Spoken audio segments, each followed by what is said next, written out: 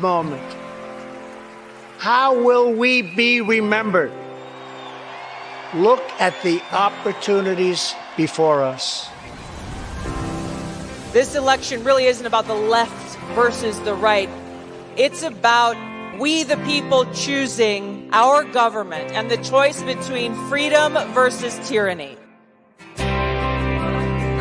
Nobody has a chronic disease burden like we have. Why are we allowing this to happen to our children?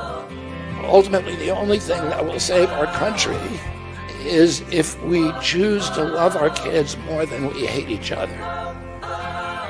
What is going on here is deeper than politics.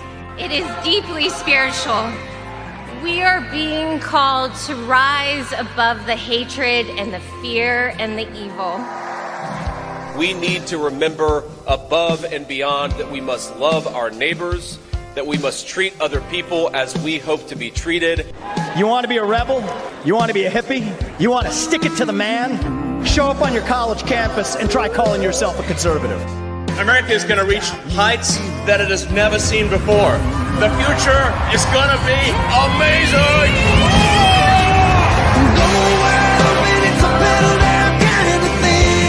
Don't you want healthy children? Don't you want a president that's going to make America healthy again?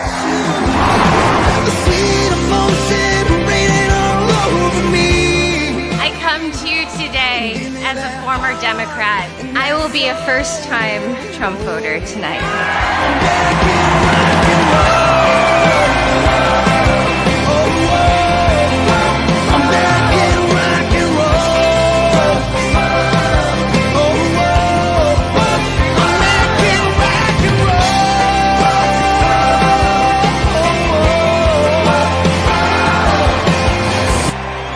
The people dreamed this country, and it's the people who are making America great again. Making rock and roll.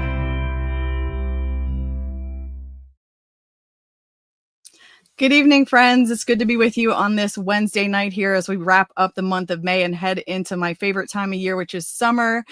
Welcome to the Audit the Vote podcast. I am Tony Shoup, your host, CEO of Audit the Vote PA, also the East Coast ambassador for Patriot Academy. And we have got a lot to unpack and cover tonight coming out of the primary from yesterday. But before we do that, we need to grow our social media platforms. One, so we can monetize them, and that can be a revenue stream to help us continue the mission and not have to solicit as many donations. Thank you to those of you that give, whether it was one time or you're giving on a recurring basis. Thank you, thank you, thank you. But please like this video, share it, subscribe to our channels. We need to increase subscriptions on every platform, especially YouTube. We're trying to build up to get the message out. Be great if we could monetize the channel. Who knows what's going to happen in the future, if we'll get booted again or not. But if you are watching on YouTube, please subscribe to our channel and share it to other people. It is how we compete with the lunatic lefties, and it's even how we compete with those within our own movement that are not necessarily doing the right things right now, as we need a little bit of a bigger voice. And you can help us by subscribing, liking, and sharing this video out. Share this to everybody in Pennsylvania. I'm going to give you my thoughts and my breakdown from the primaries yesterday.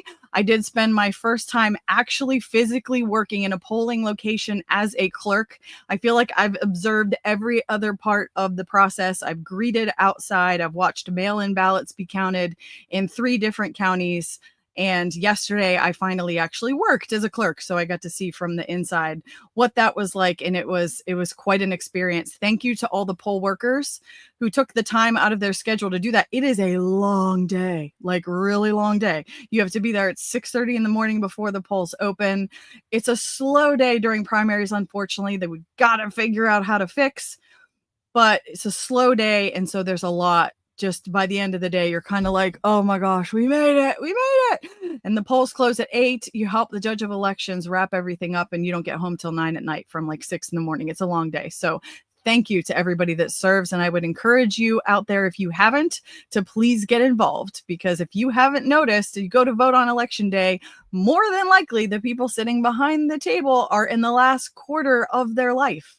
And we are not going to keep the republic if it stays that way. I have noticed in my experience that the Democrats are very good at pulling in the young people. and we have to get good at doing the same thing. So yesterday, every young person that came into the polls, I said, hey, see that sign-in sheet over there on the door? If you are willing to work these polls, fill that out. We will get in touch with you. So it was a good day, but the results, okay. So getting into the primary results, again, share this video, everybody in Pennsylvania. My phone's blowing up. I'm getting all kinds of questions. What do you think? Josh Prince got clobbered. Maria Batista made it through. Mayor Ed Gainey in Pittsburgh got ousted. There's all kind of crazy stuff going on in Philadelphia with the DA Larry Krasner. What do we do now? Well, if you're like me and you're newly thrown into this political sphere where your life is now on the election cycles and legislative cycles, we made it through the primary and now we have to get to the general election. We're going to get to that. But before we do, Joel, go ahead and share the electionreturns.pa.gov website so we can go through some of the results and I can give you guys my thoughts. As many of you know that are probably watching this, there were 2 statewide judge races that in a primary, it's kind of rare that there are statewide races on the off years. This doesn't always happen, but this year in particular, we did have 2 statewide judges, one for Superior Court and one for, let me see, why is that just showing unofficial results? Scroll down, Judge of Superior Court. Why the heck is it just showing that instead of the whole... Oh, wait, I see the Republican on the other side. Oh, my gosh, Joel, my eyes. You wouldn't know I had cataract surgery a few weeks ago, and I'm supposed to have really good eyes now. We're good. You're totally good. It's not me. Or it was me.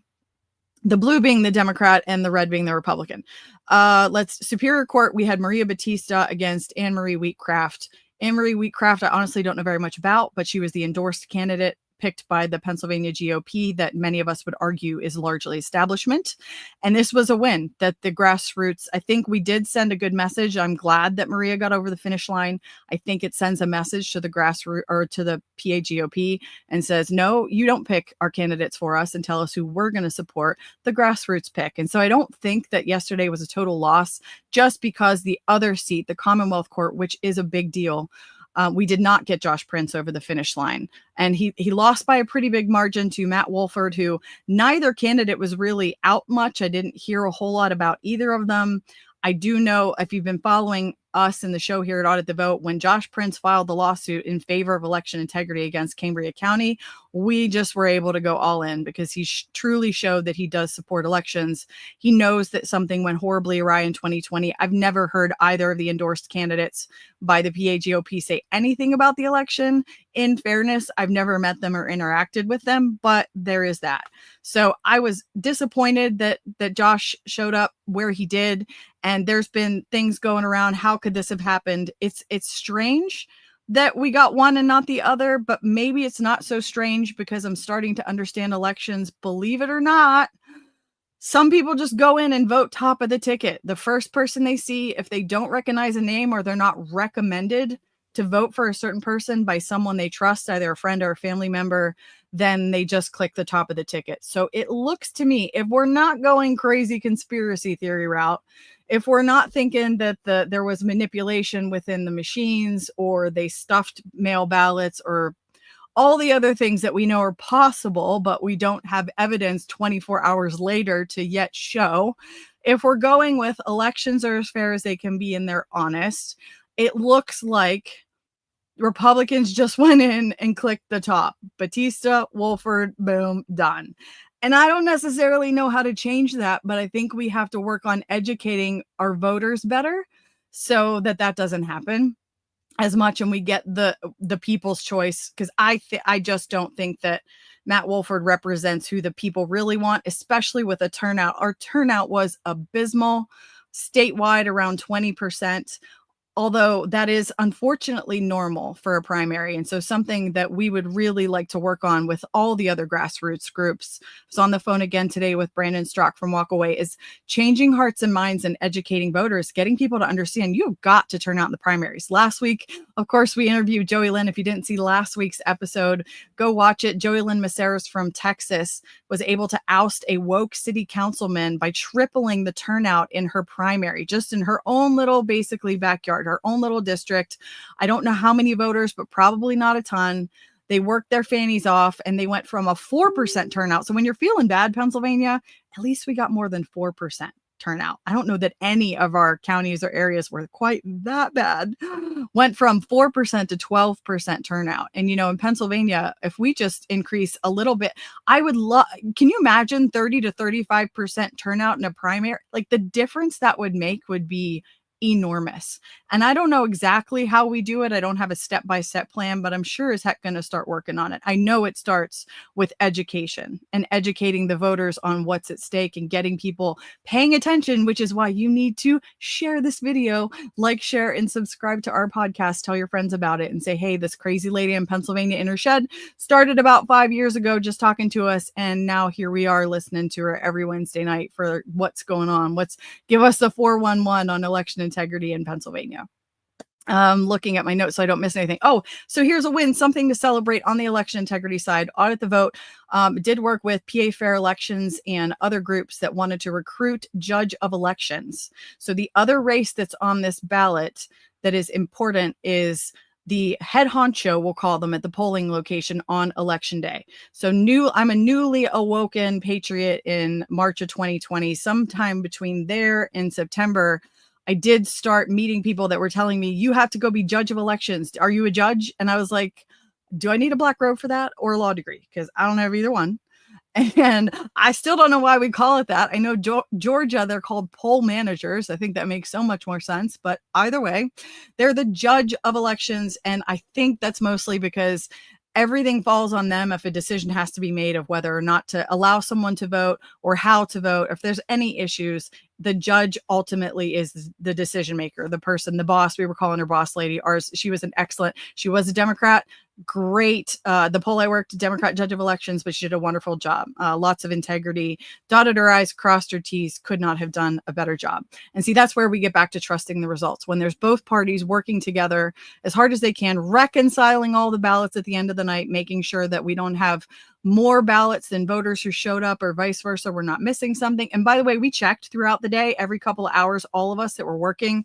It was a really cool experience. So I would strongly recommend, if you have concerns about election integrity, you need to get involved in the polls on election day, because then you feel like you're actually doing your part. You're actually doing something. So we did a big campaign because our judges of elections are up all across the state this year, 2025. So we can literally get election integrity people in all 9,000 precincts, or the opportunity, I should say, is there for us to get election integrity people in all 9,000 plus precincts, however many we have, so that we have good people on the ground on our election day moving forward, especially for the midterms. And of course, 2028, which I can't even wrap my brain around a post-President Trump world yet. So I just, you can relate. I just can't go there. It's too overwhelming. We still have so much to do. We're very early, just over 100 days into his presidency, but I know it's out there.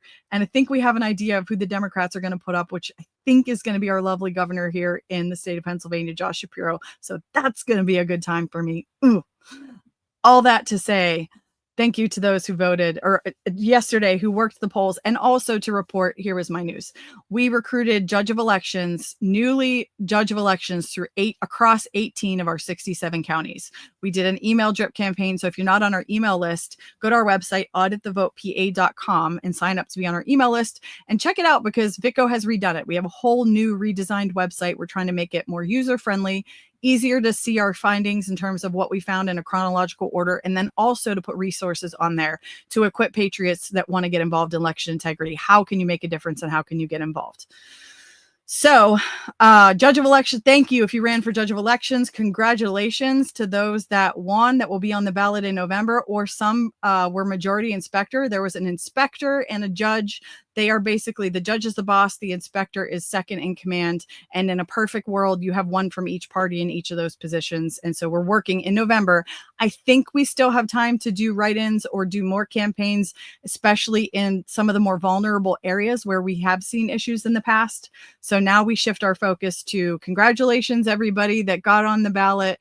And now we're going to try to take a look at how many people we have on the ballot statewide, in what areas, and see where there's not somebody, can we still do write-in campaigns in those bluer areas that have a tendency to maybe not follow the rules so much, kind of like they did in Allegheny, where the lady was just letting people vote, not sign the poll book, and then left the precinct and came back with ballots. And this is all documented, by the way. And Allegheny County just sent a letter to her and said, don't do that again. No. That's just not okay. So if people, and it's, by the way, all Democrats aren't like that, because I worked with one yesterday that was perfectly sane and really cared about the integrity of her work. And so that was a good experience. We just need honest people that actually care about the integrity of our elections. Speaking of education being key and the fix is local, I will check the comments. I want to share a promotional video to you. Hang on, Joel, don't share it just yet. Patriot Academy is coming out with a brand new curriculum supposed to launch July 4th. I haven't heard otherwise from Mr. Green and crew. So as far as I know, we're still tracking towards July 4th launch of this new curriculum. It's going to really light the grassroots on fire the same way Biblical Citizenship did and Constitutional Live did in 2020, because it's all new, it's fresh, it's action steps. How do we bring back liberty? How do we literally rebuild liberty from the ground up? Taking what the forefathers gave us and what their intention was and putting it into practice in modern day. And how do we really restore the republic for the next generation, for posterity's sake? So Joel, cue that video up. It's a quick promo video.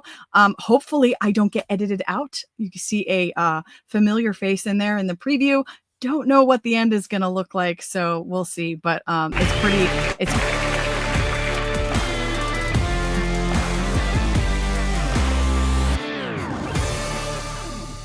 Calling all patriots, the 250th birthday of America is right around the corner, and the work begins now. It's the perfect opportunity to educate America, to solve the civic ignorance problem we have with some civic literacy, teaching the principles of the Declaration of Independence, so that we're not just celebrating on July 4th, not just having a bunch of hot dogs and fireworks, and we're not just waving the American flag. We understand why the American flag is being waved. We actually bring to life the principles of the Declaration of Independence. Now, of course, we've been doing that for decades at Patriot Academy and at Wall Builders, but this is the opportunity to get millions of Americans to join us in understanding these principles of the Declaration of Independence. So we literally wrote the book, the blueprint for rebuilding liberty, just in time for America's 250th, and we want you to partner with us. So here's the plan. It's not complicated, but it does involve money and time. In fact, it's lives, fortunes, and sacred honor. I think I heard that somewhere, and we'll be teaching on that. So here's how you can be a part of it. We're going to work with the White House and with 100 different organizations that already are constitutionally oriented organizations,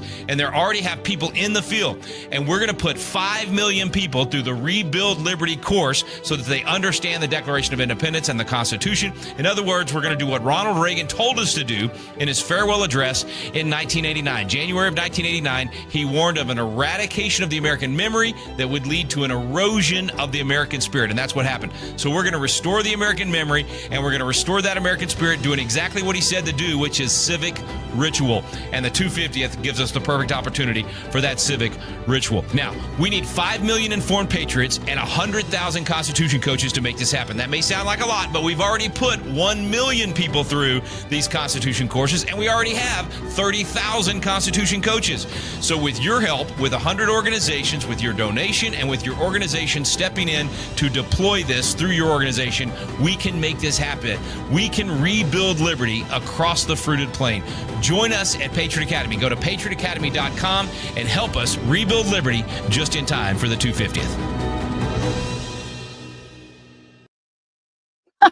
Penny, I just crack up. Like, this is such evidence that God is real. I don't know how you deny it, because how else do you go from just, I'm just a mom. I had a normal life. I knew nothing about government, politics, nothing. Poster child for the problem of America, early 40s, living life, checked out American. And now I'm in the flipping curriculum. What?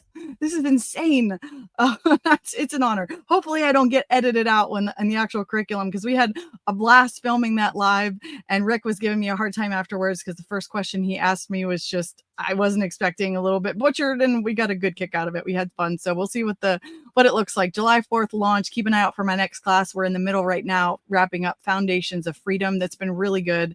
We've had a great turnout, good attendance, and I just love studying the founding documents with fellow patriots and explaining to people what your rights are, because if you don't exercise those 5 freedoms in the First Amendment, you will lose them. That's what we teach at Patriot Academy, which brings me to think I should probably get Rick Green, see if I can get Rick to come on an episode here of the Audit the Vote podcast and talk more about about what Patriot Academy is doing. Kelly Ann, thank you. That's what I try to be. I feel like that is what I'm here for, that God raised me up so that I could just use my voice. I do have speaking experience, so I'm not new to speaking in front of people. I am relatively new to the camera. I was not, doing videos and interviews and news person at all before this, but I did do a lot of public speaking. And so that's why I feel like God helped me kind of hone that skill set before getting into politics in 2020. And now he's just using me to go around and inspire other people to say, hey, you get involved. You never know. I took Constitution Live in 2020 with Karen Taylor, my co-founder of Audit the Vote. And 11 months later, we were having dinner with President Trump talking about how we're going to fix elections in Pennsylvania. Like, what? It doesn't get any wilder than that. So I hope that I'm inspiring people to get involved. That is the whole goal, because no one person is going to save us. I'm just going through some of the comments before we continue here on our updates. Kellyanne, thank you for the Bucks County information. I thought it was really interesting. I did a post today. And by the way, I don't want to hammer on early vote action and Scott Pressler a whole lot tonight. One thing we are going to agree on moving forward with Lisa Popel, I agree with you in the chat. Very disappointed that Josh Prince lost. Wolford, now I remember hearing that. An environmental government lawyer, great. But you know what? Let's just shake it off, breathe, get to work, keep educating people, doing whatever activism area that you feel called to be in. Let's just keep going and take one day at a time. That's how we've gotten this far. People say, how do you do it? I would go one day at a time, and sometimes one election cycle at a time, or one event. What's the next thing that we're going to? We will be, if you don't know this, I should have given Joel something so he could pull it up. It's okay, Joel, that you don't have it. General Flynn is coming too, and I know he's a lightning rod and a loaded topic, and some people love him and some people hate him and all that other mess. He is coming, though, with his America's Futures organization to the Pittsburgh area on June the 7th to do an event focusing on child trafficking. And regardless of how you feel about him, I'm fairly certain everybody agrees that pedophiles are not a good thing. And we need to be aware of how it's working so we can protect our children. And that's going to be June 7th. Christ Church at Grove Farm is where they're hosting that, which is really in my backyard, about 10 to 15 minutes away. And so just Google that, look at, hoping to see some of you there. I will be there intermittently. My daughter has dance recital that weekend. But we will have Audit the Vote representation. Barb Harris, Becky Gallagher, and others that they're recruiting are going to be there running the table of Audit the Vote, and probably a Patriot Academy table as well. So we will be there to support that event. Would love for you to come out and see us. Thank you guys so much for, I can already tell you're sharing this because my live views are higher than they normally are. So a lot of people must have shared the video, hit like and subscribe. So thank you. Thank you. Mark, good to see you. Assuming you won your school board race. Do I want to make assumptions? I don't know. I know you're running for a school board out there in the Green Tree, Eric Carnegie. I think Chartiers Valley is your school district. Hoping that you got through there. Shane Cheshire. We had a lot of wins. Okay, so the Prince, it sucks. But if we're going to keep morale high so that we can continue to move forward and make a difference, we have to focus on the wins, or train your brain to focus on the wins so you're motivated. Shane Cheshire, who we are going to get on this podcast sometime in next month, took our Constitution class in 2021, ran for school board in, I think, Highland Park. Yesterday, it was his second or third run for school board. We'll have him talk about that when he comes on the podcast. Got into medical activism, got fired from Allegheny County, ended up organizing a group of citizens to sue the county and won because he didn't want to take the COVID jab, got fired, and he won, and he got a settlement. And now he's on the school board for Highland Park. So totally embodies our values of bringing biblical foundation into the school districts.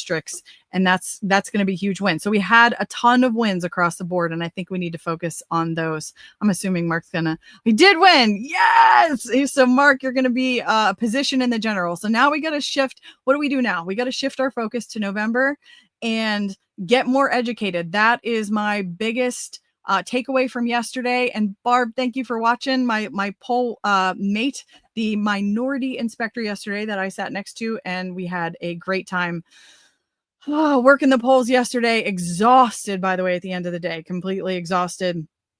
And what was I going to say about that? Lost my train of thought. When a position, the general. So her and I talked all day, and a lot of us agree that we just need more educated voters. We had people come out yesterday. This is the saddest thing for me. Joel, the House bill link I sent you is not working. That's okay. We'll talk about that in a second. You voted for him, Tom. Look at you guys. If you're not connected, get connected. You met each other watching the Audit the Vote podcast together. That is awesome. Can't wait to attend. Barb, I'm losing my train of thought. My thoughts are all over the place. Come on, so I don't lose voters. Yes, Kelly Ann, we do keep fighting voters, so I don't lose viewers. We do keep fighting. Where was I going with this? Oh, breaks my heart to see people come into a primary that are not affiliated or they're independents, and you have to turn them away because Pennsylvania is a closed primary state. Another loaded topic we'll debate another time. I know the arguments on both sides. I do fall inside of thinking it's better to keep them closed. Lots of debate on that. Not going to do that tonight. All that to say, though, most people don't know the difference. That a closed primary means you have to be registered Republican or Democrat in order to show up, which is quite frankly why I stay registered Republican. I feel like my values are much more constitutional conservative. I would almost rather register independent because of the corruption that's so deep on both sides. I can't stand either one really when it comes to the politics, but I can't vote in my primaries if I'm not something. And so the independents, we had to think, Barb, if it was at least 3 of them come, and it's so heartbreaking that we're struggling to get turnout. It's so stinking low. And these people, how do they find out? This is what we should have done yesterday. How do they find out there's an election? What issue are they following that brought them to the polls? And then they don't know that they have to be registered Democrat or Republican to cast a ballot. And we had to turn them away. That like totally broke my heart.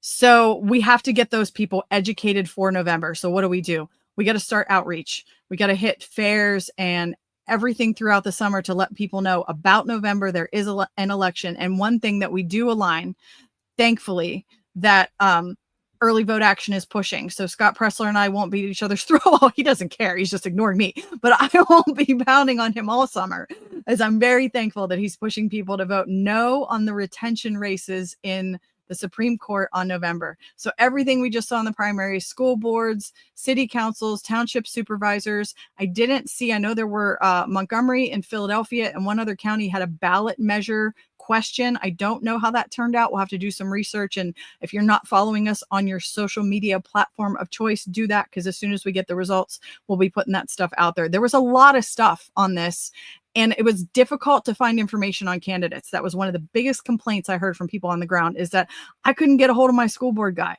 Or, honestly, our city council in my little district area, there were 3 people for 4 positions. The one guy that actually came into the polling place, I won't throw him under the bus yet by mentioning his name. He came into the polling place. I recognized his name and said, "You're the guy that's on the ballot." And he seemed like very disinterested, didn't really care if he was going to try to get my vote or not.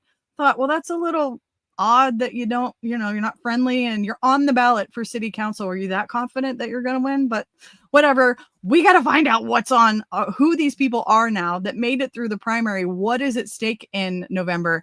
And depending on where you're at, it's different across the board. So not everybody has the same exact things. School boards are kind of all over the place. Some you can, some you can't. So town halls, people, we talked yesterday we got to host some town halls in the summer, some barbecues. Let's get excited about celebrating the 250th anniversary of the Declaration of Independence next summer by previewing and getting people educated this summer, and get our butts in gear, get educated, get these candidates in front of the people and ask them hard questions.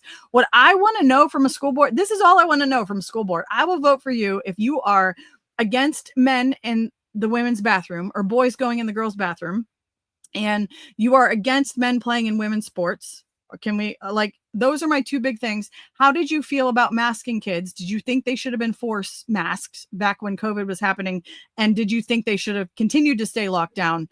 Those 4 questions I think still apply tremendously moving forward. That's what I want to know from the school board member. I realize there's a lot more to it. Fiscal responsibility issues, how they're going to spend the money. There's way more decisions. Moms for Liberty, one of my favorite groups that deals with school boards and gets people trained up of how to run and how to pass good policy once you get on there. Yes, there's a ton more, but I think those are 4 pretty simple questions that we can get the school board candidates, ask them, and it puts them on the spot and tells you where they're at real quick.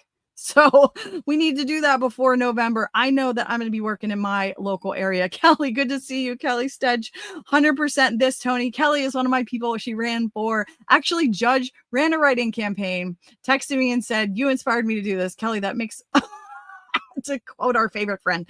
Oh, my heart sings. It does my heart good, though, to see that she did a write-in campaign and got actually ability to get on the ballot for judge and majority inspector. And she's walking example of what we need to do. And we got to educate our voters. So do some town halls this summer.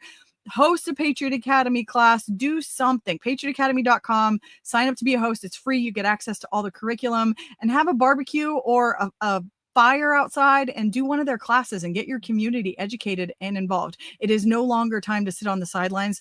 Do you think they're not going to try another COVID at some point? Hopefully our generation has seen the last of that insanity, but they're going to pull it on the next one, on my three girls. And so we have got to educate people so that they are better prepared when they try that crap again, whatever that generation's thing is going to be. Let's pass the torch of freedom intact to them by educating them. I'm trying to go through the chat to see what we're going to be talking about. Before I do any more chats, I don't want to forget this. I wanted to keep tonight to an hour. There is a horrific bill that passed the Senate called HB 1396. It is awful for elections. It hit Seth Keshel actually messaged me, which we got to get him back on here soon. There it is, House Bill 1396, sponsored by Joanna McClinton, who is a far lunatic lefty, probably does support allowing men to play in women's sports and boys to go in the girls' bathrooms that are dealing with gender dysphoria and confusion. No. She co-sponsored or sponsored this bill. It's terrible. It will completely destroy our elections.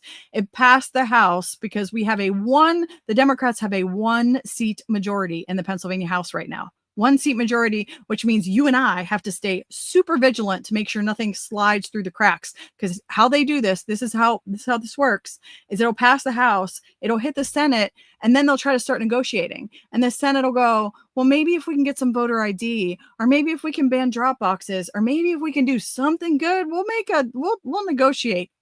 There's no negotiating on this one. It's terrible. It must die in the Senate. So when Seth sent it to me and said, what's the deal with this? I said, this is a hot mess, and we have to make sure that the Senate stops it. And if they don't, they're going to get tarred and feathered. I'm of course kidding, because I don't advocate for violence, but that's how important this is. Reach out to your senator. I don't care what side of the aisle they're on. Reach out to your senator and tell them, kill HB 1396. Do not let this go any further than wherever it stops right now in the Senate. It'll probably go to the state government committee. I don't know off the top of my head who the chair of that committee is in the Senate. It will be a Republican. Actually, is it still Chris Dush? It might still be Chris Dush. Regardless of how you feel about him, please message him, message the people on that committee. They are the ones that will decide if this bill moves or goes anywhere. I think it's dead. That's what I've heard, but we have to stay vigilant. So if you have a few extra minutes, send an email right on their social media. They hate that. Their Facebook pages. I hate Facebook. Don't even get me started on Facebook, for crying out loud. My old account was hacked. I had it built up to 5,500 followers. It's been the biggest nightmare, but I'm on there because that's how we reach people. And our elected representatives have to have government accounts, and they aren't allowed, as long as you're not being threatening or cussing. Actually, that might even, I don't know if they're allowed to delete that or not. As long as you are respectful, it's illegal for them to delete their constituents' comments on there. And they hate it because that is so public. So get on Facebook and write on their social medias. If you're completely anti-Facebook, I'm not going to argue with you over that because I totally get it. That's what we were beating up on them when Audit the Vote was really early and the election integrity stuff was hot off the press in 2021. Even going into early 2022, and we really thought we were going to get in a full audit. We were going to expose everything. We were going to get answers to all our questions, and there was a possibility we weren't going to have to live through a Biden presidency for 4 years, or whoever was running the show. Now it's coming out that it wasn't him. Duh. Like, we didn't know that. How retarded do they think we are that we didn't know that Biden wasn't running the show? So my question is, who was? We'll get into that a little bit later. Rothman blocked you? Oh, we got to look into that one, because I hear that Rothman is meeting with Mr. Pressler on June the 7th. They're going to be talking, and I think he's leaning towards embracing the early vote action mail ballot shenanigans. So we got to work to try to stop that. But again, what I agree with early vote action is no on those retention races for Supreme Court. And I'm going to explain why. What do we do now is we work to change hearts and minds. We educate the voters on what's on the ballot, start to meet the candidates, find out. we need voter guides desperately. I'm not sure how we're going to tackle that. There's a lot of organizations that do great voter guides for national elections, but nothing locally. Nothing. It was really hard to find sample ballots. I was the night before the election. If you're on social media, you saw a post that went out that had, for as many counties as I could find, the link to where you could see your sample ballot the night before the election. I'm like, how are we scrambling still 5 years into this? We should be so much better prepared. So that's on my unending list of things to tackle, is get good local voter guides. In the meantime, at least know who's on your ballot, and ask a trusted person in your neighborhood who had a Trump sign in their yard. You know, that's pretty easy to tell who's who now, who they're voting for. Do they know the candidates? And we need to dig into that before November. The big thing on the race, though, this is why the Supreme Court, I'm aligning 110% with early vote action. I'm thankful for Scott's voice on this, that he's telling people vote no on those 3 retention races. This is why I'm not excited. I do not think normalizing mail ballots is the right path. And we've talked extensively about that. I'm not going to get into super detail about that. I think I did start talking about Bucks County, though. I was going to tell you guys. Bucks County flipped red, supposedly flipped red with registrations, right? Which it did. But if you look at the turnout just from yesterday, the Democrat candidates had over 12,000 more people show up at the polls in Bucks County than the Republicans. 12,000. So what good is voter registration and flipping votes, flipping counties red, if they're not showing up? And I maintain, with plenty of evidence to back it up, that the mail-in ballots is not the way to go, because you are feeding the system that gave us 2020. And there are better ways to increase turnout. The GOP, why aren't we renting buses? Why aren't we getting specific plans of who the voters are? What campaign, when you have someone that wants to run for office, have you ever, think about this for a second, and it's not to make people feel bad that you worked with them, volunteered for them. If you helped register voters and you helped people get ballots in hands and turn out to vote, please hear my heart. I'm not criticizing you, but I'm just trying to give you some truth in the reality of the situation. That doesn't win elections. Anytime anyone says, I'm going to run for an office, have you ever heard a campaign person go, you know what? We need a plan to register voters. No, that's not what they do. They go, all right, who are our super voters? That's where you start. Who are our low propensity voters? Let's figure out how we're going to get these people out. They don't focus on voter registration. So I'm sorry if that offends you, but it is what it is. Look at the turnouts. Counties that flip, even ours in Beaver, that flipped red. We're in a red county. Take a look at our turnout. The Democrats dwarfed us. They had way more people show up than the Republicans. We've got to figure out how to increase turnout. And I don't necessarily have that answer full bore, but I will say this. How are we doing on time? 37 minutes. Those Supreme Court, the path to get rid of mail-in ballots in Act 77 is this, in my opinion. We get rid of those 3 Supreme Court judges in November. Wecht, Doherty, can't remember the third one off the top of my head. If somebody does, throw it in the chat. And we can refile the lawsuit that the Commonwealth Court, Joel, I think I sent you that link. So if I did, the Act 77 ruling from the Commonwealth Court back in 2021, they ruled properly. The way that Act 77 was passed in Pennsylvania, that's the law that gave us these no excuse mail ballots and 50 days where you can show up at your election office and actually vote. It's a horrific bill. It was passed in 2019, late 2019, before 2020. Tons of Republicans. There were only 2 Republicans that voted no. David Zimmerman is one. I can't remember the name of the other guy that didn't vote for Act 77. That, if we could get rid of that law, that would be a miracle for election integrity. We're not going to do it through the state legislature, and certainly not while Shapiro is sitting in the governor's seat. But it wasn't passed constitutionally, meaning it should have gone on the ballot as a referendum for the voters to decide before it got enacted into law. According to the Pennsylvania Constitution, if you're going to change the election code, that drastically, the referendum needs to go on the ballot for the voters. So we had some brave legislators at the time bring that in a lawsuit, which they spent $6 million on, by the way, brought a lawsuit, started in the Commonwealth Court. And I can't remember the exact month, but there was a ruling. The Commonwealth Court basically said, yes, this was not passed constitutionally. It did not go on the ballot as a referendum for the voters, and therefore it's gone. And we were, those that have been following us, we were party time, man, because we were like, we're done. We have no early voting. The mail ballots are gone. This is beautiful. Of course, I think the link that I sent you, Joel, is an article from why. Oh, it was a duplicate. Oh my gosh. just Google, how stupid is that?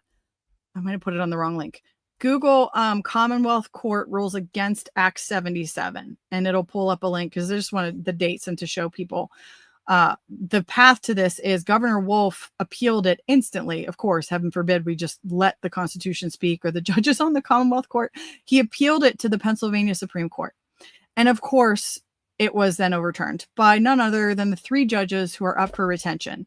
Quite frankly, I don't know how the Democrats are going to combat this. I really don't. What are they going to pull out their good rulings? Are they going to, I don't know. I think we got a really, really, really good shot because these guys have been given horrific ruling after horrific ruling since COVID, allowing the state to stay shut, allowing the masks to be forced on the kids. They are legislating from the bench. They have not ruled according to the Constitution. They are the reason why President Trump, none of his cases got heard on the merits. No evidence was able to be submitted from the Trump campaign in 2020 because these 3 specific judges said that he didn't have standing.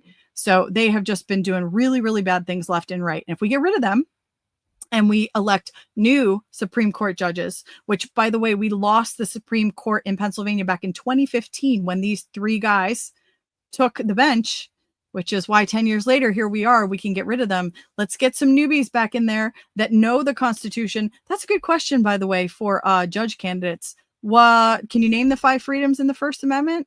When was the Constitution ratified? Like, do they know anything about it? That's good, because a lot of them don't. Just pro tip there. When we go to educate or when we go to get new judges on the Supreme Court, we got to have questions ready and get ones that know the Constitution and will rule according to the Constitution. And we can raise enough awareness. We have the momentum in the state to do this. I truly believe that. And when we get those new judges on the PA Supreme Court, we can refile the lawsuit and they can take another look at it and they can rule according to the and reverse the previous ruling from the Supreme Court because we have court precedent. It was ruled in our favor in the Commonwealth Court.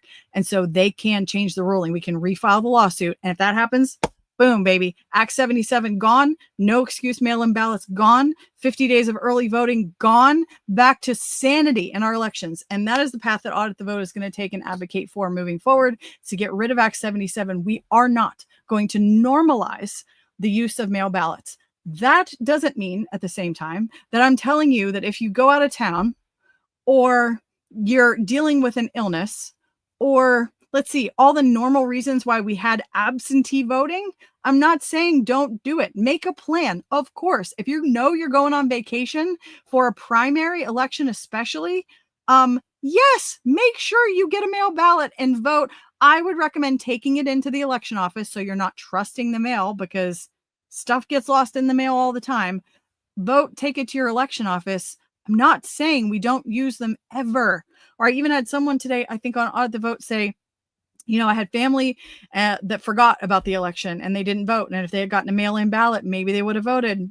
Okay, I see that line of reasoning. I'm still going to maintain that it is riskier for fraud. I don't think the benefit of that family potentially voting outweighs the risk that that could be stolen, that funky things are going on with the mail ballots. I still disagree, but why then what you could have done is made sure as a precinct committee person to Lola Days' point in here, who's hammering the precinct strategy.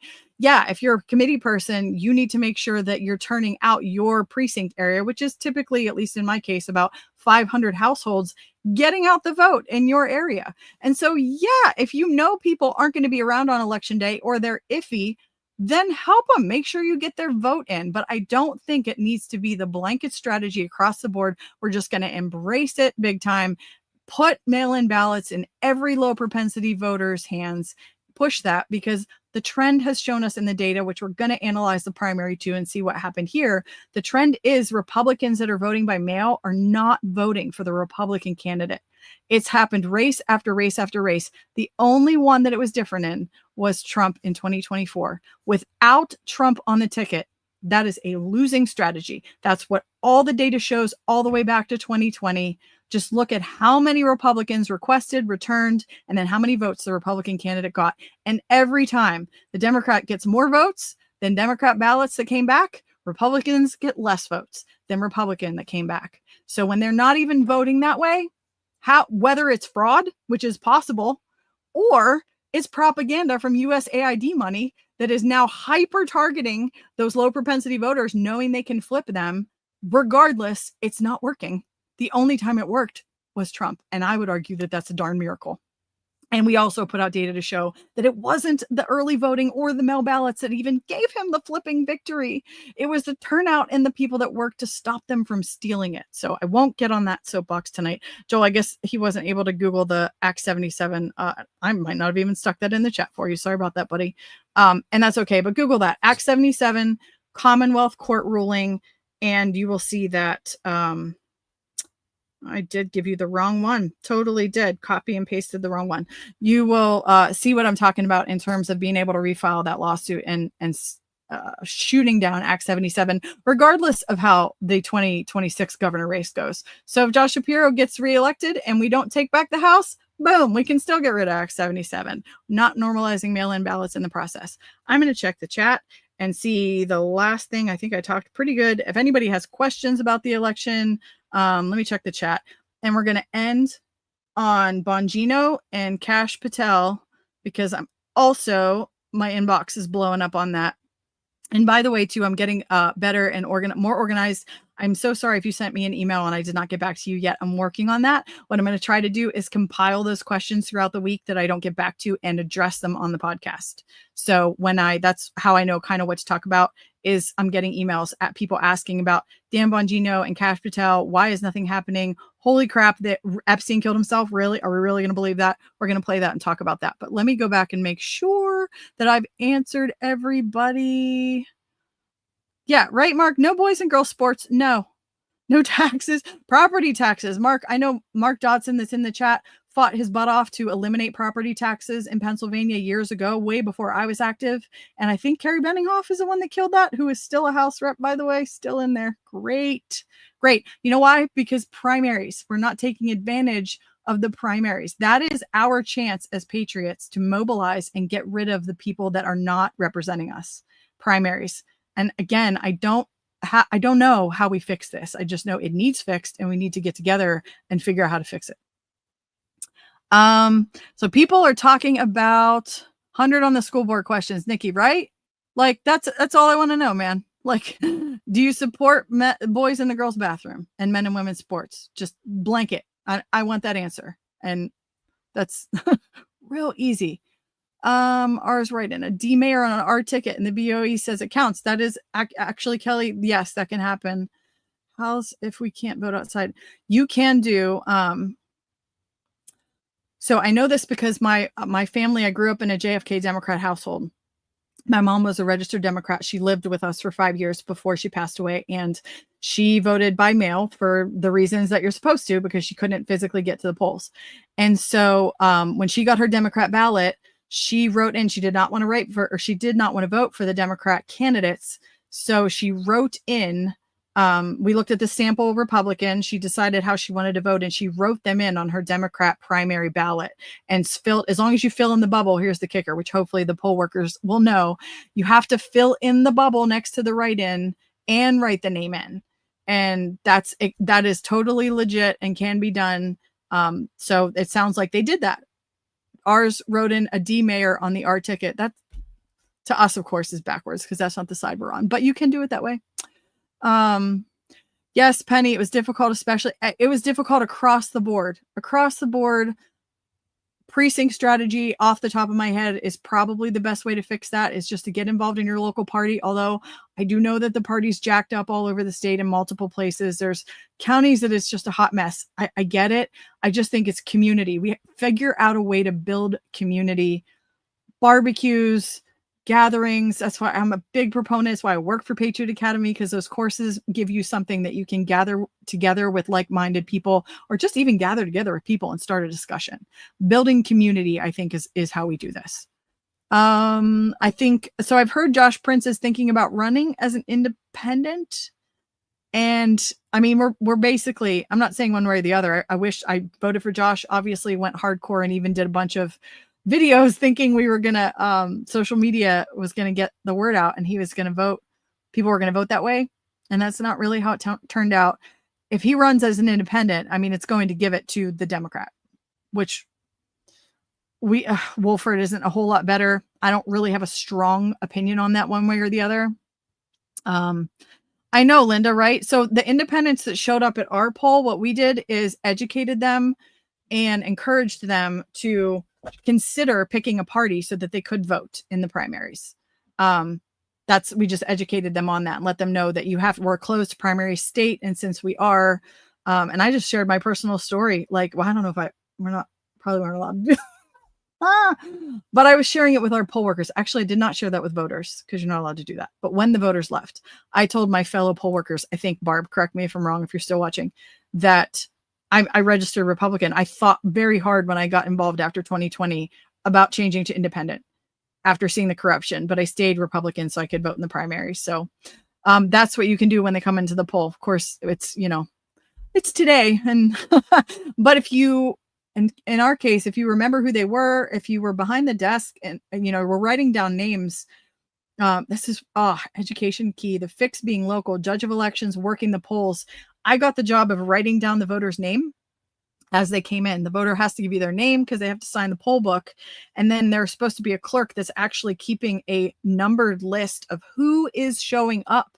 This is how we stop any steal or fraud on the ground election day at the local level. And a lot of this went horribly awry in 2020 and didn't happen. But so if you have the list of people and you know your community and you remember who the name was of the person that came in, you could probably try to find them on social media. Maybe that's borderline stalking. I'm not sure. I would just call it community organizing and activism, getting in touch with them after the fact and letting them just follow up. Hey, have you thought about registering one party or the other so you can vote next time?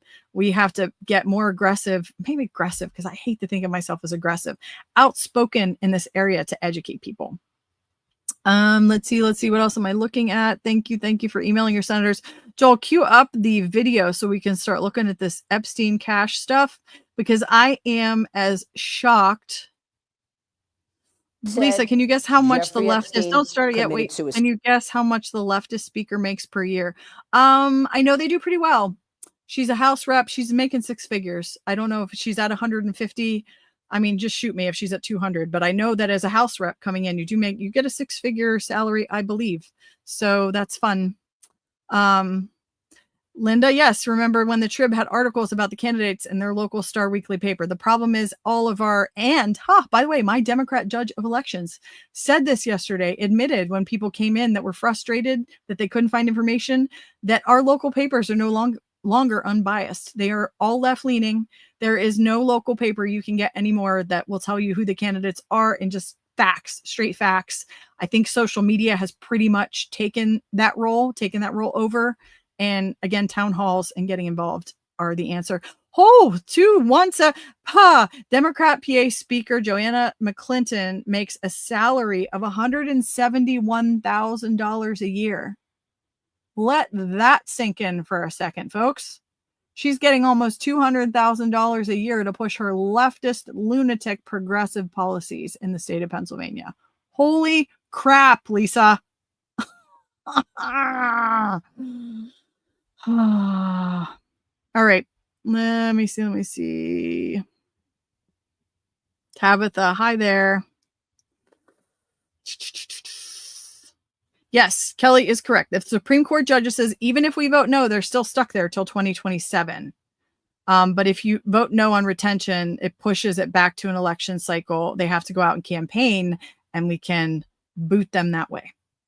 So they'll have to get primaried, Kelly, it sounds like. Which again, so we got to prepare now. Let's learn our lesson. We didn't get out enough. We weren't staying actively engaged. We have to figure out this whole primary. How do we get people to get out in the primary? Because that's how we can get rid of those judges. Refile Act 77 lawsuit.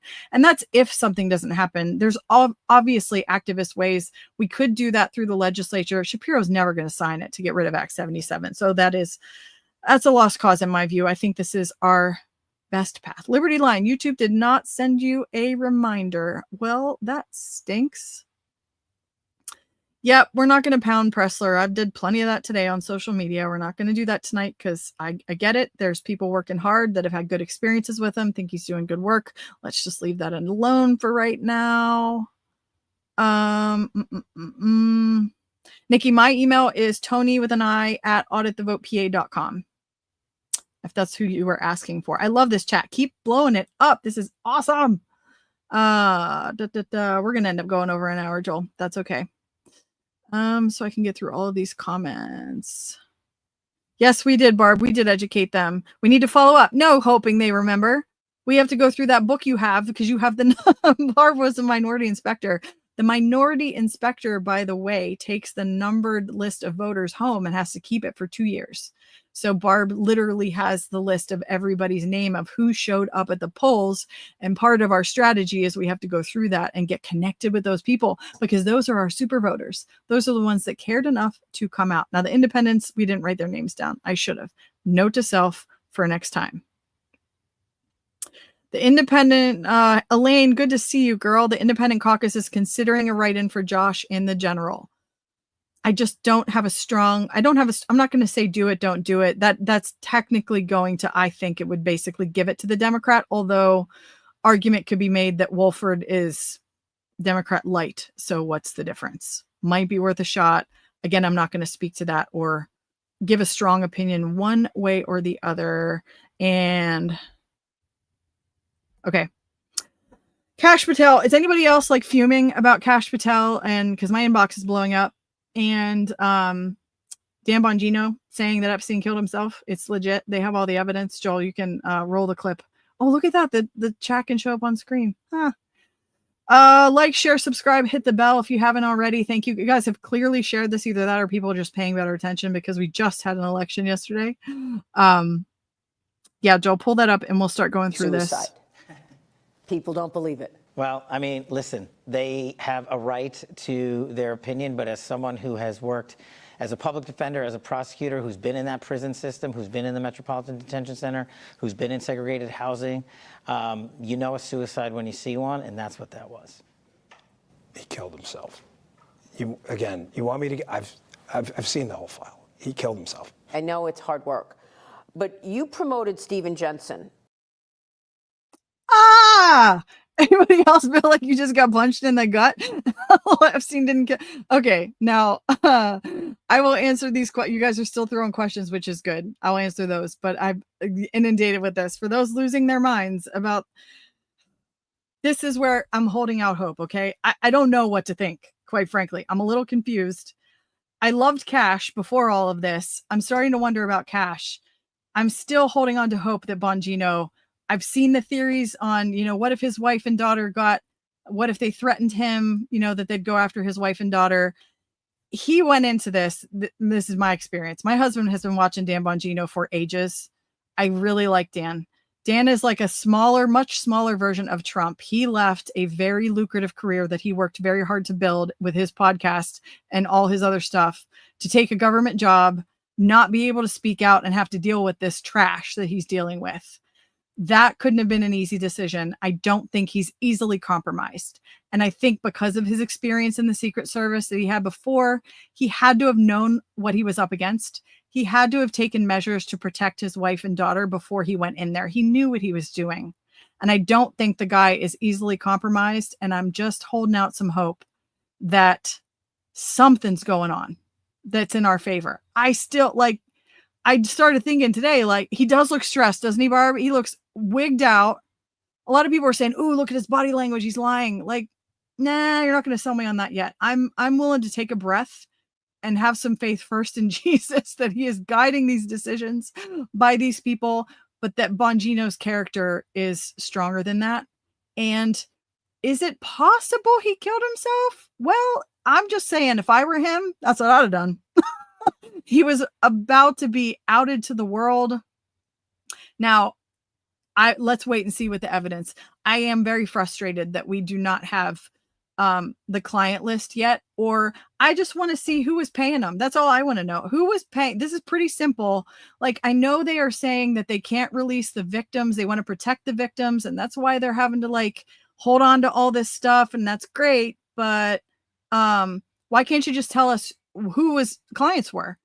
The money transfers from them to him. That's pretty clear. So I feel the frustration. I totally do. But I'm just willing to give it a little more time because of what I just walked through with Bongino. So hang in there, you guys. Breathe. Pray for these people when you feel like you want to give up. Maybe that's God telling you to say an extra prayer. I'm sure we can't even imagine what they're up against right now. Bongino, no way are you going to convince me that he is easily corruptible. He had to know they were going to threaten his wife and daughter, that this wasn't going to be easy. And he's not stupid. So he had to have planned for that. I don't think they're lying either, Barb. I just think there's got to be more to it. Like, who knows what happened that led him to do that? I know there was no cameras. There's so much shady stuff. Take a breath. Here's my advice. Take a breath. Pray for those guys. Pray for the truth to come out. And hey, we came this far. Like, I know we're all tired of waiting, but what else better do you have to do? Get involved locally, take a breath, pray, and just keep watching. Right, Nikki, me too. I probably give too much mercy to people when I shouldn't. It's just my nature, but I can't imagine what they're dealing with either. And I'm not going to blanketly say, okay, he killed himself. I'm saying let's wait and see what evidence. We haven't seen what they've seen. So until we do, that's what I'm praying for. Let that stuff come out. Like, Joel, is there something else you wanted to play, like a clip or whatever that we were going to walk through? Because I'm frustrated that Kash said something about, January 6th, that's on its way to Congress. Oh, great. Where everything goes to die. like quicksand in the swamp pit of despair. Great. Send it to Congress. That'll go nowhere. No, we want you guys to put it out. I think it was the January 6th stuff. They were talking about the truth. Oh, I know. It was the question. If you have the video, Joel, let's play it. It's still early. I know it's still early. Kim, I know a Secret Service agent that retired after Obama started and he drove the limo. He said so much more is happening than we would ever know. And I agree with that. But I'm also level-headed enough to not go so far down the conspiracy rabbit hole that you believe stuff that's like outlandish. Not even anything is possible, but there has to be enough evidence to convince me that something is what it is. There has to be, in a court of law, you need two credible eyewitnesses to have a story that corroborates itself before you can comfortably say, yes, I believe this or I believe that. And those two guys on screen are pretty credible eyewitnesses to me. So I'm not going to get all hung up. They said they saw the evidence and he killed himself. I say we wait and see what they saw. There is, it seems that I find myself in a similar situation as Russiagate. Because on January 6th, in the prior Trump administration, I was the chief of staff to the Department of Defense.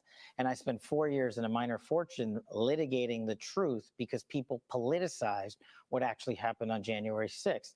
And we now know unequivocally that President Trump lawfully authorized the deployment of National Guard. And me, as the head of the Office of Secretary of Defense, with the Secretary of Defense, took that action. When it finally came in, because it had to have the governor and mayor of D.C.'s approval on it. That's the way the law works. And once it finally came in on January 6th, remember, we offered to them days beforehand and they rejected it. We've put out the letters and your show has done great coverage showing how it was rejected. We mobilized the fastest cold start in Washington, D.C. since World War II and the largest occupation of D.C. by the National Guard since the American Revolution. That's what happened on January 6th. But what you and your viewers want to know, now that we've beat back that disinformation campaign with actual truth, is what was the FBI doing? Well, we got answers coming. We just found a trove of information and it's on its way to Capitol Hill right now. And they've asked and they're getting them and you're getting answers on January 6th.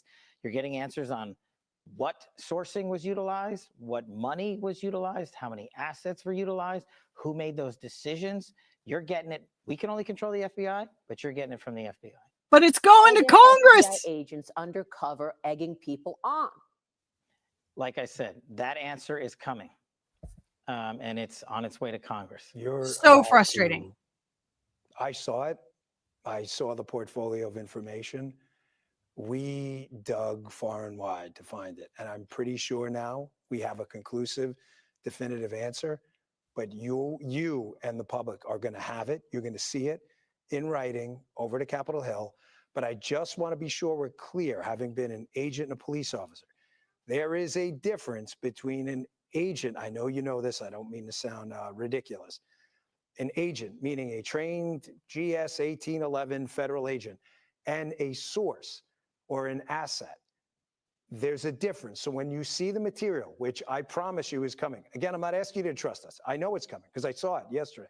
When you see it, I just want you to understand that it's not an apology for anything. Thank you. But there's a difference between agents and assets. Yeah. And I just hope when people put that information out there, they make the distinction. Not that it's better or worse, but there's a distinction there. It's a very important distinction. And I want to level set here. I want the American public to go back and look at what our predecessors stated. So stop this for a second, Joel. I want to comment as we wind down. I know I said an hour, but we have a lot of people watching. So, and yesterday was an election. So the Capitol, yeah, it's going to Capitol Hill. That's great. That's what concerns me more than anything. It's going to Capitol Hill. Okay. Because we trust them. I want to hear you guys. So I'm a little more concerned about this than I am about the Epstein thing. The Epstein's dead and gone. Let's just hope that stuff, kids are rescued. We can get a handle on it. It's the largest, everyone that saw Sound of Freedom, it's the largest criminal enterprise. Who are the consumers of this? That's what's most disgusting. Consumers of child pornography. I'm sorry, tarred, feathered, hung, whatever. That's what needs to happen. And so whether we find out what actually happened with Epstein, I'm not as concerned about as I am stopping the problem to begin with. I hope that's what they're on top of. But the January 6th stuff, Bongino at the end there, I think what he's saying is there's an asset is a provocateur who used to work for the FBI or had ties to the FBI that orchestrated that event in the crowd, that was being used in the crowd, maybe even inside the Capitol Police. There's a difference between that and an FBI agent that's a good guy, that is like would have been what he was when he worked for the Secret Service. I think that's the distinction he's making. And I just hope that we get what they're saying. They're going to release it. What do we got to do? Pray that it gets out before either one of these guys get offed, and have some patience would be my preference. I'm going to try to answer a couple more chat. We can go back to this too in a second. Maria Kovacs says she uses ChatGPT to find out about the candidates and had to dig deep, but found out, for instance, that all the judges that cross-registered to the right are left-leaning hard. So ChatGPT is pretty good at digging for background on candidates. It's a start. I will say that. That's what I used to find a lot of the sample ballot websites that I was posting on our socials. So you could at least get to your ballot based on the county you lived in. It's a start. Careful. Don't rely on it so heavily that you don't do your due diligence. I think if it gets you like their contact info or access to find out who they are, we need to use it as a resource, but not necessarily totally rely on it. Joel's telling me I don't know if I want to go down that Tim Tebow sex clip that is amazing on child trafficking. Do we really want to, is it going to make me throw up? I don't know if I want to go down that route. That's how I stay sane about the Epstein stuff, like the JFK files. I just wanted to know as a kid, who the heck shot JFK? Clearly, we're never really going to get a definitive answer on that. Are we ever going to get a definitive answer whether or not Epstein killed himself? Does it matter? Let's find out who the consumers were, hang them, to set an example for if you do this, this is what will happen to you. And so we can try to stop it. I mean, we're never going to. We live in a fallen world. Evil is all around us. We're never going to end evil until Christ comes back and sets everything right. At least that's my biblical worldview. You don't have to agree with it. It's how I feel. Capitol Hill. I know. As soon as they said that, I was like, oh, just punch us in the gut. Why don't you? I don't know about Pam Bondi. Keep in mind too, here's the thing, and pray and stay active. Pam Bondi was not the first choice. Do you remember that? Matt Gaetz was the first choice. So I don't know. I'm going to go back and answer. Jonathan, you had a question. Do County Board of Elections, I think you are in Northumberland, one of those. I know that's the area you're in. You always tell me it and I always forget, but at least now I have a general idea of where you're at. County Board of Elections, do they list how many write-in votes each person got, or only if they are the top write-in vote getter? I believe it depends on your county.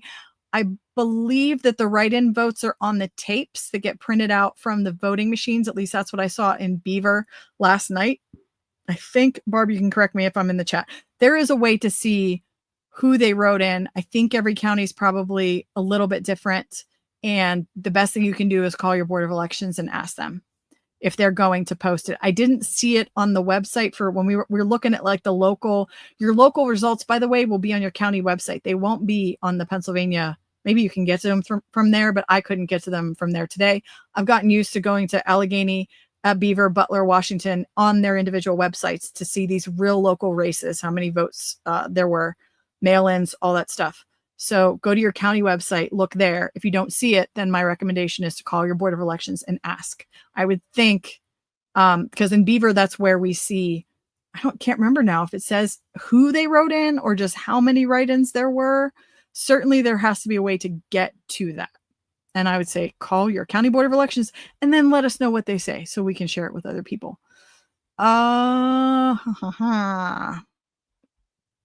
Touching and powerful. I know, that's such a tough topic, Joel. I don't really want to go there. I have to do another interview after this. If you guys have any questions, I'm going to wind down. That's pretty much what I wanted to talk about. If the questions are coming, I'll stay and answer questions as long as we can. Try to tune in every week. We have to get this platform. Again, if I can get these accounts monetized and the views on this can end up being a revenue stream for Audit the Vote, it will help tremendously. Thank you to those that donate to us. Again, whether it was one time or whether you're a continued monthly donor, we encourage you, if you can, to give just a little bit every month. It helps keep the lights on and the operation going. Even our StreamYard, to be able to do this every week, to have all of the bells and whistles that make it pretty and appealing, is $100 a month. So we have a ton of initiatives. We want to get judge of elections. I would love to do billboards for the vote no retention races. All of that is going to take money. Consider a one-time, or especially the recurring monthly donations, even if it's only $5 or $10 a month, makes a difference. But I also want to say, you got to go where your heart, if you feel a tug, if you like our work and you support us and you feel good about what we do, then and only then become a donor. I don't ever want anybody to feel like they were compelled to give us money or sold a bill of goods, if you will. And what bothers me about Pressler is the question. He just doesn't want to be questioned. Ugh, my gosh, he won't even let us ask questions. Nikki, thank you. Click the thumbs up. Moses 114, thank you.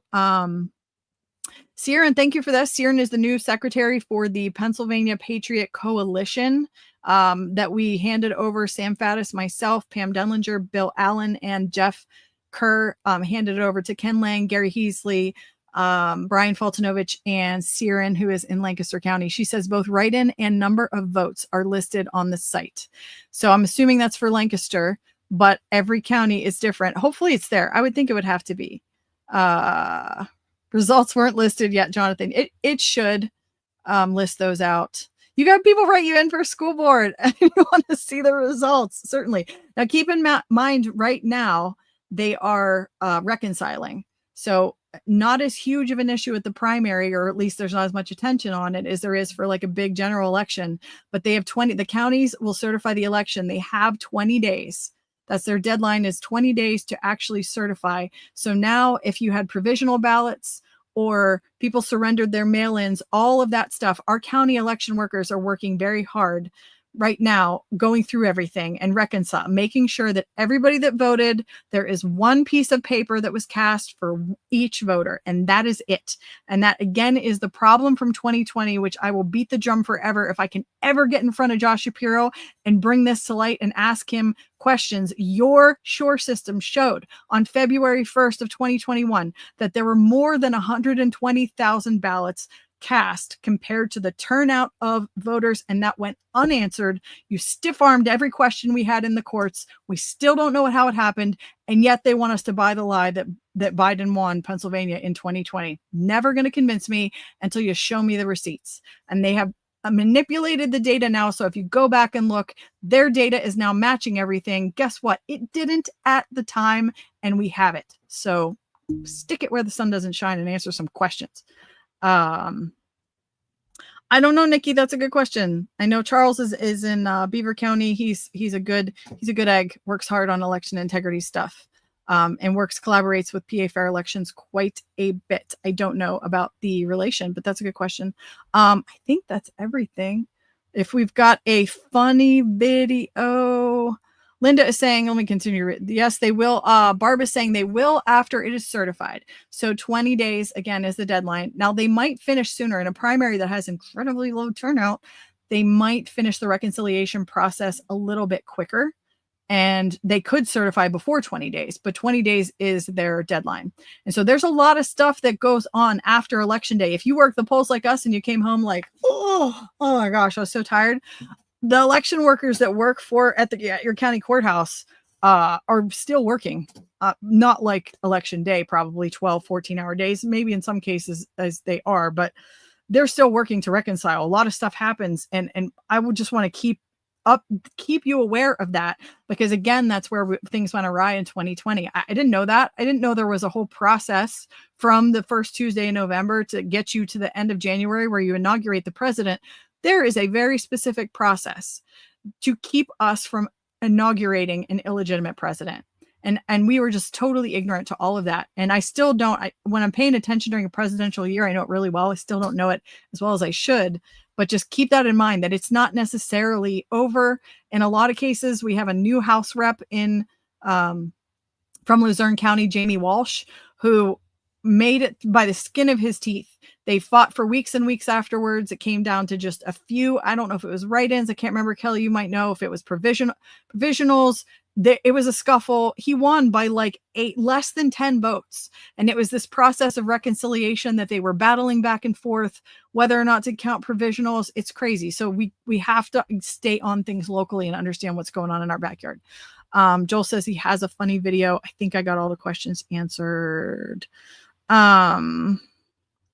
Yes, and he and I have found each other because of PA fair elections. Oh, good. That's awesome, Nikki. Yeah, that's a big one. And Lisa, I'm thankful because again, I don't really want to fight Scott Pressler. That's not really my objective for the rest of my life, is to fight this guy. But I'm thankful that we can come together with early vote action on that and agree on that. We got to get those judges, get rid of those judges. Dave, what about the Murraysville Council is the deadline to challenge? You have the 20 days. That is your deadline.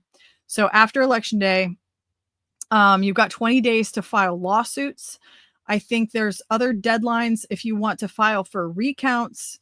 We've tried that before. The state will not give you hand recounts. We tried that after the 2022 midterms because we saw an anomaly on the State Department website where Josh Shapiro was awarded 10 million mail ballots and Mastriano was given 2. And this was at 8:36 p.m. on their website. And so we were kind of like, that's cause for suspicion. Let's see if we can, there's something electronically going on. Of course, they dismiss us as conspiracy theorists and didn't answer any of our questions. So we filed petitions in 33 different counties to open the ballot boxes and just see, is there something going on with the machines? And every judge crossed out, even though the law says that the recount must be done by persons, the law says it specifically, every judge that it went before, they crossed it out and said, shall count by machines. So we're in a little bit of a pickle there, Dave, where they won't even let us hand recount the paper that is in there. That's why they sold us these stupid machines is, well, they have a paper trail. Yes, but we aren't allowed to touch it. Heaven forbid. And so you have that deadline is different if you wanted to challenge your election and get a recount. It's a shorter deadline. It's not the 20 days. Off the top of my head, I should know this, but I don't. I just know it's quicker. It's within the first week for sure. If you're going to look at a recount, you maybe have a week to file the proper paperwork to do that. Can a candidate hand you a list, Penny asked, of 7 council members written on paper and ask you to vote for?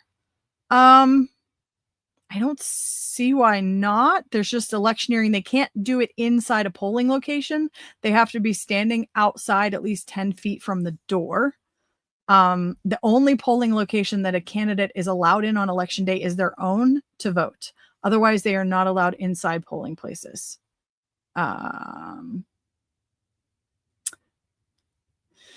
Dave, it is $50 to file a petition to open a ballot box. And so the mail-in ballots, I don't think are separate. It would depend on how many polling places you are going to challenge because the mail-ins, I don't think it's separate in the law. It would apply to the individual because technically that precinct, even though they're counted separately, they're still awarded on a precinct by precinct basis. And so you'd have to file a recount for each individual precinct within whatever district you want to question. And it's $50 to open the ballot box to file that petition. You could end up getting into a little bit more expense depending if you get an attorney. Reach out to me offline. I can answer it better. There's a lot of nuances to that. But we did try that once and we were not as successful as we had hoped, which is why we don't really pursue it anymore. And then our state legislature tried to make law, making it more expensive. Actually, that's what the Democrats, as part of, I think, Joanna McClinton's bill, they want to increase that charge to for recount to make it harder for us to get recounts. And they won't even give us the recount that we need, which is a hand recount. Yes, Lisa, I know them very well.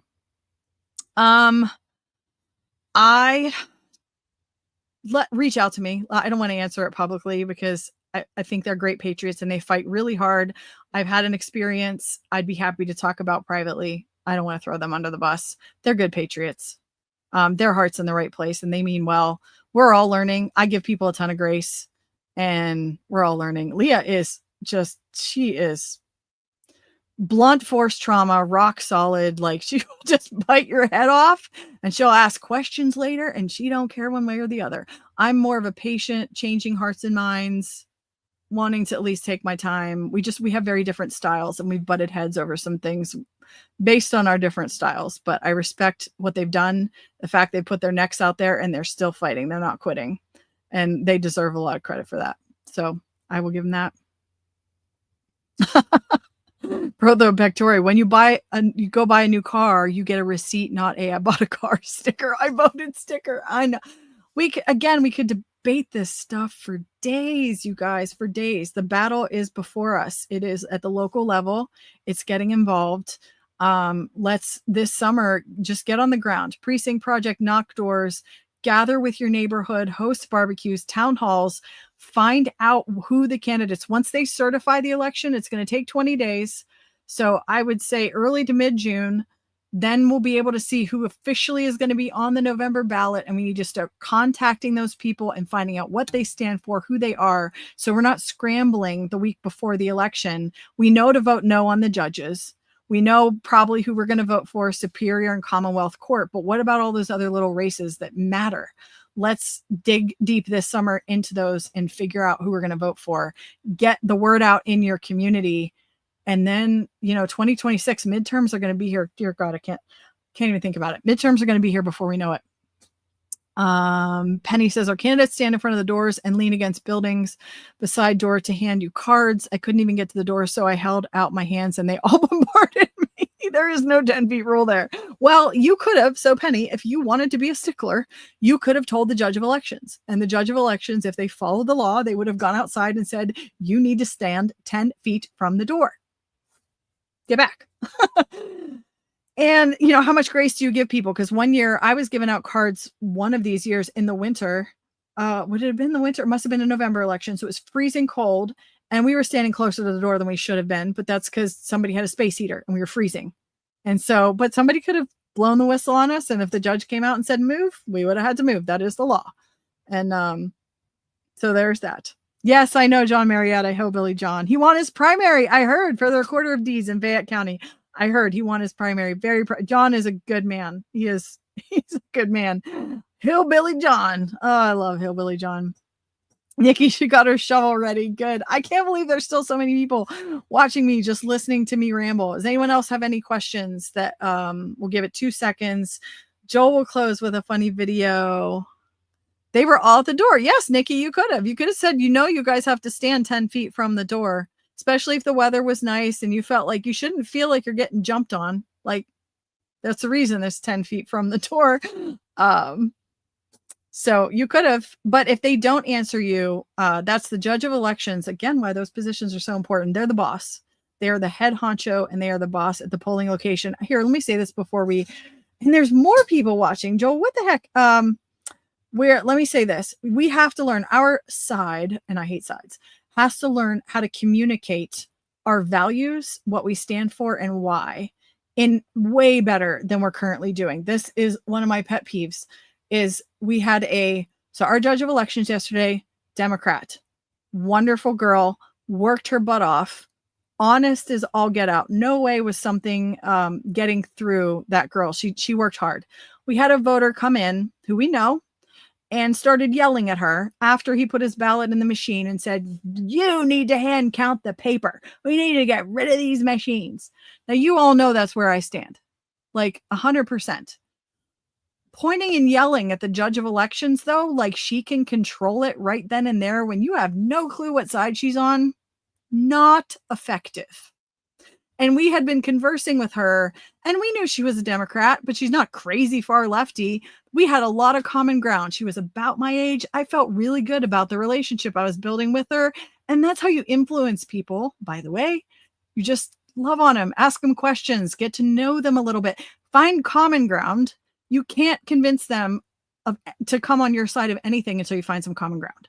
So we were doing such a good job of that. And then in comes this voter, and she, of course, gets her back up and starts going back against him and be like, that'll never happen. And we had to hear the tirade against how great the machines are and that they're not connected to Wi-Fi and blah, blah, blah. And we were just, our heads were down. I'm just like, oh my gosh, I'm not even. And the voter, who we know, was looking at us because he was looking for us to be like, help me out here. And I didn't even look. I'm like, I'm not looking because he means well and God love him, but this is not effective. And I'm not. And the good news is we were able to then have the conversation of, I was able to out myself as, yeah, I actually do. I'm a proponent for hand counting, but here's why. And guess what? When you said it nicely to her after building some rapport with her the whole morning and part of the afternoon, she's like, well, I love having conversations on things we don't agree on, because I think we do have to come to some type of middle ground. And I was able to explain when the polls were closing, and she was super transparent and showing us how those machines were shutting down. I was then able to explain why I'm against machines to her. And I don't know if it got through, but that's how we that's how we fight back. Because when we get Democrats, independents to understand what, if you're watching this and you're with us, like, we don't want machines, we want to hand count paper ballots. When we get other people on the other side of the aisle with us, the government will have to. That's when they're like, oh crap, because everybody from all sides is in agreement. And pointing your finger and yelling at them, not the best. Not Penny saying guilty. I love it. You're welcome, Lisa. Okay, so we got to work on that. Work on it. I have so many ideas all the time. There's curriculum I'd love to put together on people skills and communication and leadership skills to get us better at this. We've got to get better at communicating and giving people grace and having some patience, because this girl, she might be somebody that we could eventually win over in terms of that particular issue, but we're not going to by screen. Here's my go-to. I'll tell you my secret, and then we'll play the funny video. And there's more and more people watching every minute. This is crazy.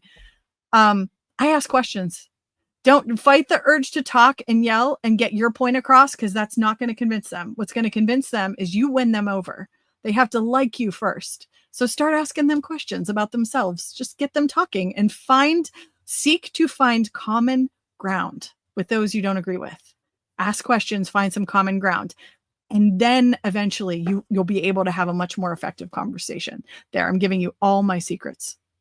I have to do, you know what? And I'm going way too long because I have to do another interview. Dave is going to choke me. If you follow a guy on, and I got a bunch of text messages that I have to go through as well.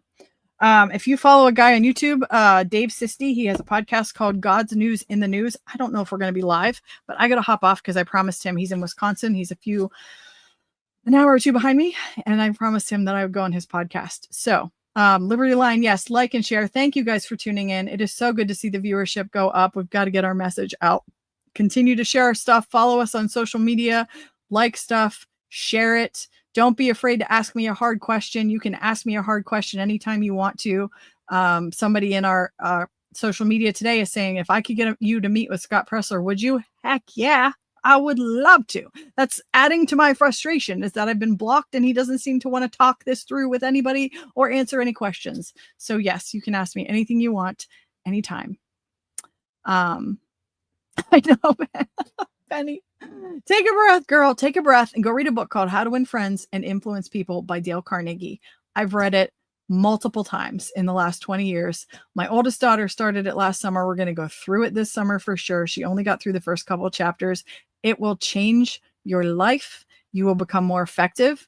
We'll be able to communicate our values to people, win them over, and change the culture. That's how we do this. So with that being said, Joe, I'm losing my voice. So let's get this funny video out. We'll say goodnight. Oh, and next week, before we do the funny video, sorry. Next week, I have a guest, Gail Golick from Arizona. She is another mom, just like me, election integrity activist that got involved after the 2020 election went awry.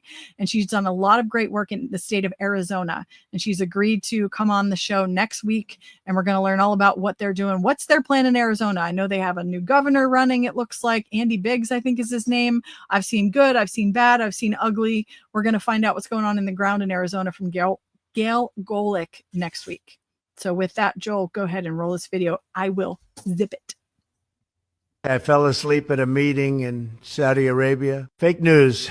I closed my eyes for 2 seconds thinking, deep thinking, smart thinking. I just flew 12 hours, no sleep, straight into high-level talks. And guess what? I still ran the room. No teleprompter, no naps, unlike Sleepy Joe. They call it dozing off. I call it global strategy. America's back. Stronger, smarter, and wide awake. So good. I'll see you guys next week. Thanks for tuning in. Don't be discouraged. We'll see you next week at 9 o'clock.